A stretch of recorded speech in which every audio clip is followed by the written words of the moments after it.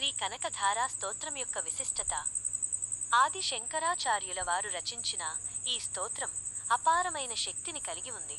దీన్ని పారాయణం చేయడం వల్ల దారిద్ర్యం, కష్టాలు తొలగిపోయి అదృష్టం, ఐశ్వర్యం లభిస్తాయని భక్తుల విశ్వాసం. ఈ స్తోత్రం వెనుక ఒక కథ కూడా ఉంది.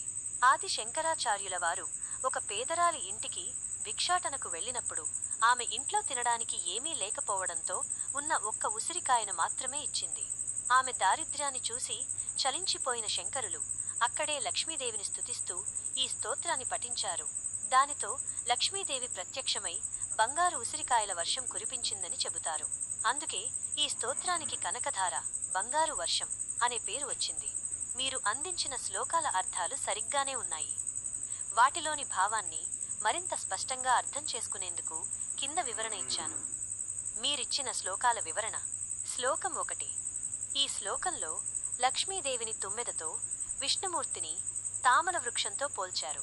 తామల వృక్షం మీద తుమ్మెదలు ఎలా వాలుతాయో అలాగే లక్ష్మీదేవి విష్ణుమూర్తి వక్షస్థలంపై నివసిస్తుంది అని చెబుతారు. లక్ష్మీదేవి తన కటాక్షాన్ని, క్రీగంటి చూపును ప్రసరింపజేస్తే సమస్త సంపదలు, శుభాలు కలుగుతాయని ఈ శ్లోకం యొక్క సారం. శ్లోకం 2.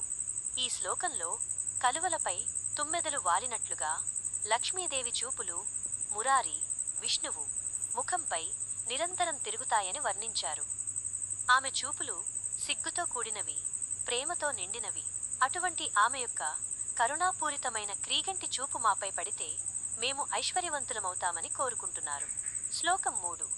ఈ శ్లోకంలో లక్ష్మీదేవి క్రీగంటి చూపు యొక్క శక్తిని వర్ణిస్తున్నారు. ఇంద్ర పదవిని, ఇతర ఉన్నతమైన పదవులను ఇవ్వగలిగే శక్తి ఆమె చూపులకు ఉందని చెప్పారు.